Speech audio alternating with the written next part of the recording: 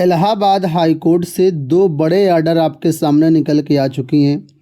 कल और परसों ये आर्डर जारी किए गए हैं। इसमें एक आर्डर है एलटी ग्रेड में आयु सीमा को लेकर के और दूसरा आर्डर है यूपी टीजीटी पीजीटी 2016 में 25% वेटिंग लिस्ट को लेकर के।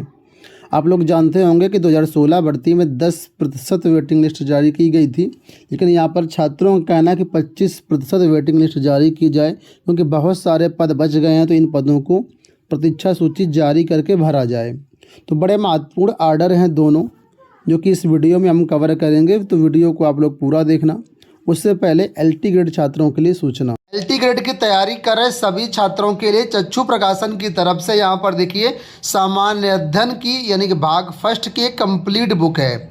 इसमें लोक सेवा आयोग द्वारा जो भी सिलेबस जारी किया गया है जीएस का संपूर्ण सिलेबस को कवर किया गया है। इसके साथ ही 2019 का जो आपका पेपर है उसको भी सॉल्व करके दिया गया है। लेटेस्ट पाठ्यक्रम एवं परीक्षा पैटर्न पर ये आपकी एक पुस्तक है, जो कि मार्केट में इस कैटेगरी की जितनी भी पुस्तक हैं उनमें सबसे अच्छी बुक है। ये 1800 से ज़्यादा बहुविकल्पी प्रश्न है और 100% सिलेबस पर आधारित यह बुक है। एलटी ग्रेड में जीएस आपका 30 नंबर का और सब्जेक्ट आपका 120 प्रश्न है, तो ये बुक आपके 30 नंबर को कवर करेगी।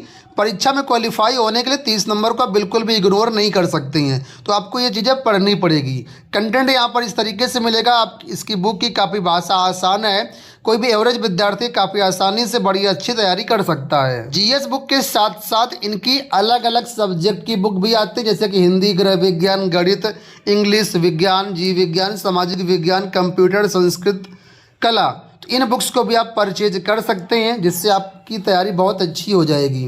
ये सभी बुक्स आपको अमेजन, फ्लिपकार्ट, मीशो और chachubooks.com की वेबसाइट पर भी मिल जाएंगी। तो लिंक वीडियो के डिस्क्रिप्शन बॉक्स में दिएगा, आप लोग इनको ऑनलाइन परचेज कर सकते हैं घर बैठे। अब दोस्तों वीडियो में बढ़ते हैं आगे। सबसे पहले बात करते हैं एलटी ग्रेड के आर्डर को लेकर के। तो यहाँ पर देखें 14/012/2025 ये आर्डर है, याचिका नंबर है।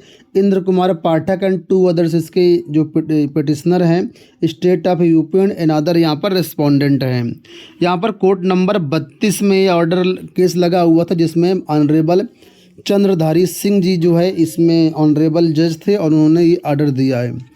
आप लोग जानते होंगे एलटी ग्रेड का विज्ञापन जुलाई में आया था, 28 जुलाई को विज्ञापन जारी किया गया था। उसमें आयु सीमा को लेकर के बहुत सारे केस अलग अलग लगे हुए थे, कई अन्य मामलों को लेकर के भी केस लगे हुए थे। तो यहाँ पर भी कुछ उम्र सीमा में छूट का मुख्य मुद्दा था, तो यहाँ पर भी सेम वही बातें रिपीट की गई हैं जो कि इससे पहले आर्डर आया था गरिमा सिंह का।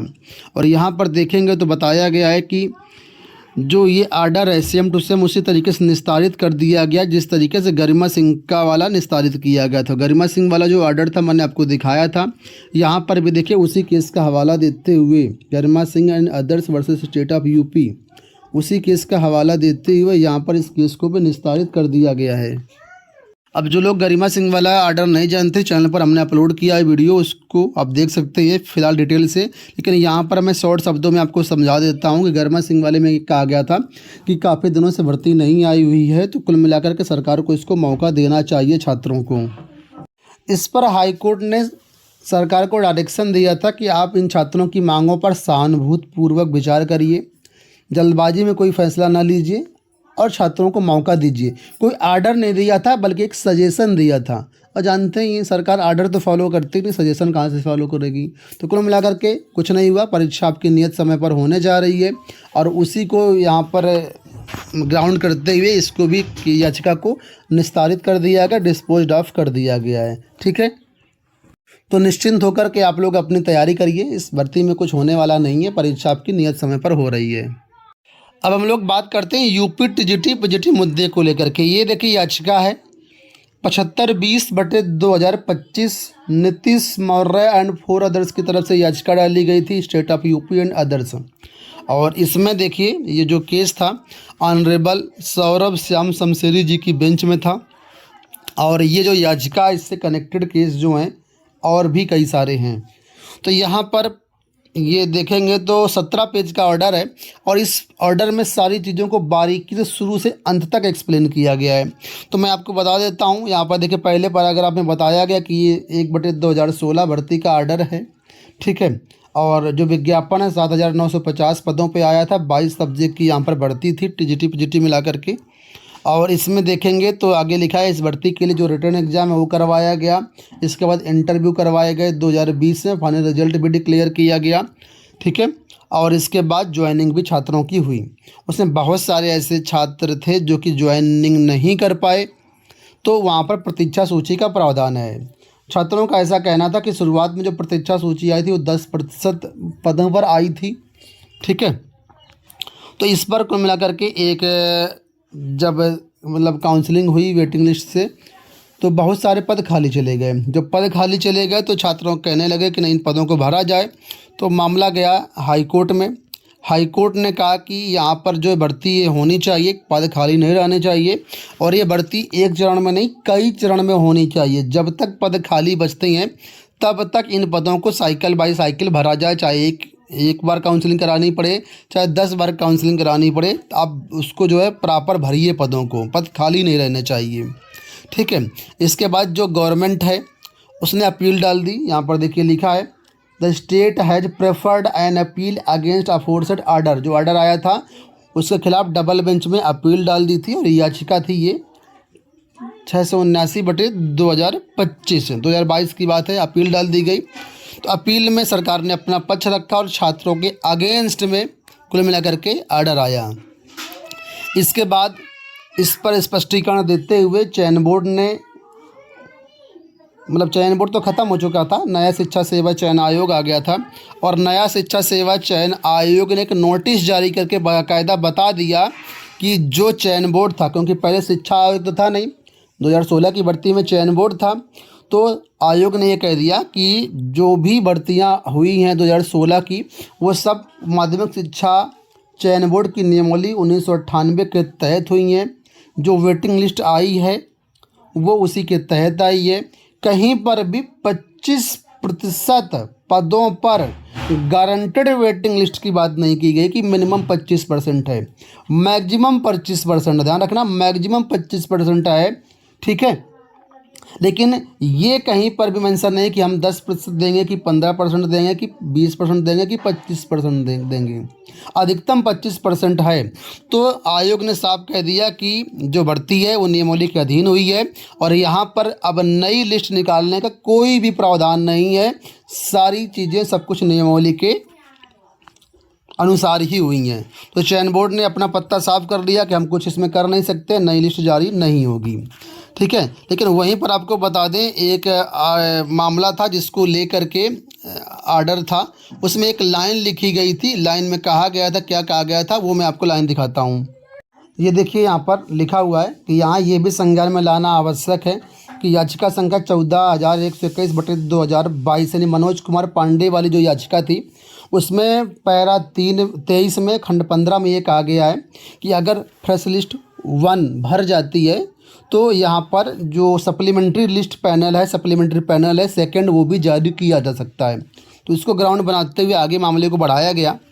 ठीक है। और यहाँ पर कुल मिलाकर के जो मेन मुद्दा था कि जो प्रतीक्षा सूची है, ठीक है, वो 10% किस हिसाब से जारी की गई है, वो मेन मुद्दा था। छात्रों का कहना ये गलत तरीके से जारी की गई है। इस पर शिक्षा आयोग ने बाकायदा पूरा स्पष्टीकरण दिया कि शिक्षा आयोग या चयन बोर्ड की जो नियमावली है उसके अनुसार किस प्रकार जो वेटिंग लिस्ट जारी की जाती है, उसको बाकायदा यहाँ पर एक्सप्लेन किया उन्होंने कि अगर विज्ञापन में रिक्तियाँ 1 से 5 हैं तो एक ही अभ्यर्थी पैनल में आएगा, अगर 6 से 15 रिक्तियाँ हैं तो 2 अभ्यर्थी पैनल में आएंगे, 16 से 30 रिक्तियाँ तो 20% पैनल जारी किया जाएगा। इस तरीके से प्रॉपर उन्होंने एक्सप्लेन किया। 31 से 30 पद है तो 15% जाएगी वेटिंग लिस्ट। 101 से लेकर के 500 की अगर भर्ती है तो 10% जाएगी, 500 से अधिक है तो 5% जाएगी।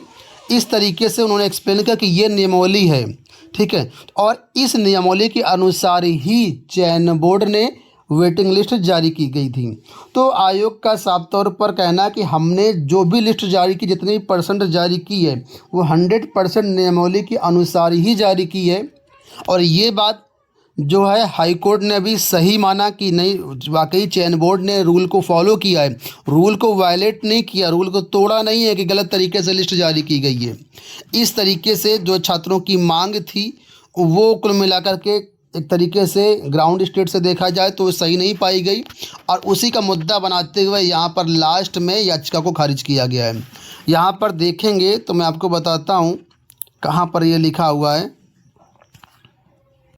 ये देखिए, petitioners have failed to show that any statutory provision was violated, यानी कि जो छात्र हैं ये प्रूव करने में फेल हो गए कि कोई संवैधानिक तरीके से जो नियमों का उल्लंघन हुआ है, और ये हुआ नहीं है। ये चयन बोर्ड ने बिल्कुल बाकायदा फॉलो किया है।